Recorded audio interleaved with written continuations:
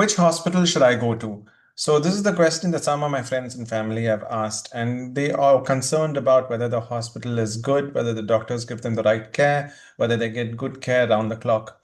So, why I would like to address this is because choosing a hospital will decide how the course of treatment in the hospital is going to be, how the course after treatment and after you go back home is going to be, and your general well-being, as well as to check whether the processes are efficient or not.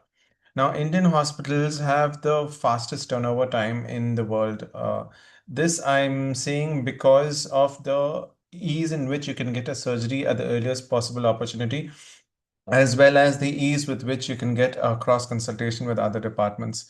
So let's say some patients come with complaints of a headache or a chest pain or a back pain or a throat pain or a ear pain or maybe pain over the abdomen, or you probably have a fracture or probably a slip disc, or maybe you have problems with your reproductive organs. So when you're dealing with all of this, you might want to initially choose a hospital that is known only to treat that condition or that organ.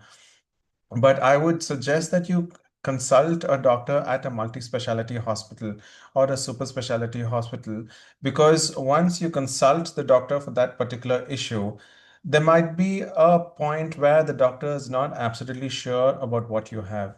So that is when the doctor will choose to refer you to another doctor. So let's say you have an abdominal pain. You have pain just below your ribs and just above your stomach. And once you've done the tests and the doctor has examined you, and the doctor is a little doubtful whether the exact organ is being affected or not, because whatever tests that you have done have turned out negative. So then he might probably consider, okay, it's possible that the heart is involved. So then what he does is, let's say, cross consultation with a cardiologist who is in the same premises. So there is no need for the patient to move from one hospital to another, because a cross consultation is easily available. And this is especially important in patients who are going to go for surgery, because when the anesthetist assesses the patient for surgery, there are different organs that the anesthetist assesses.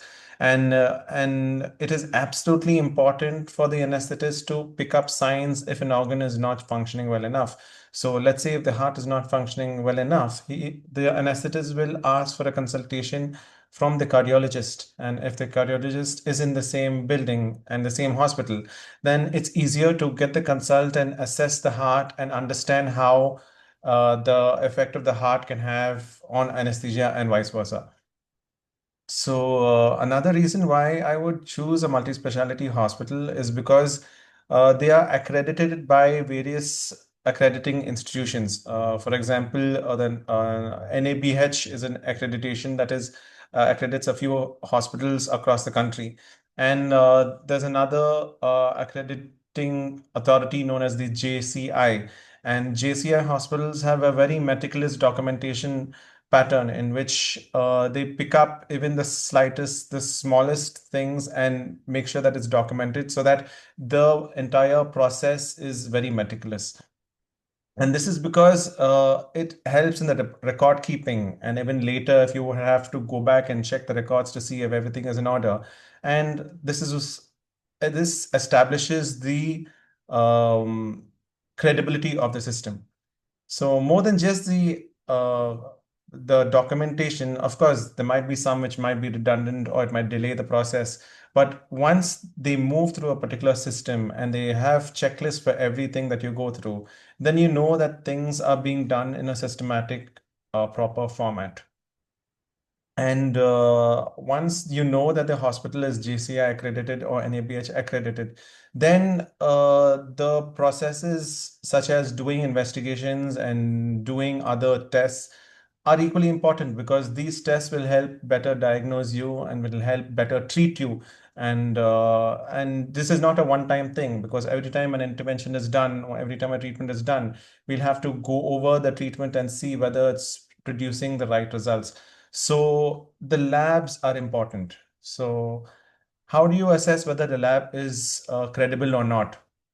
And most of my friends come and show me investigations and ask me, whether, the investigations are in order or they can do certain tests in certain labs. And I would tell them that it's better if you can find out whether the lab is NABL accredited. So this is a national accrediting authority which checks whether the tests are are done in a right manner, and uh, proper calibration of the machines are done, because you rely on a machine to give you the right values. And if the machine itself is malfunctioning, then you'll get the wrong values and the doctors will treat you incorrectly. Which is why it's important to check whether the labs are accredited by proper accrediting institutions. Now, more than just accreditations, it is important that the turnover time is also equally quick, because for, let's say, a test that is needs to be the results of a test that need to be done, tomorrow, and the test results come only after 1 week, then it's of no use, because we'll have to treat you for that particular condition.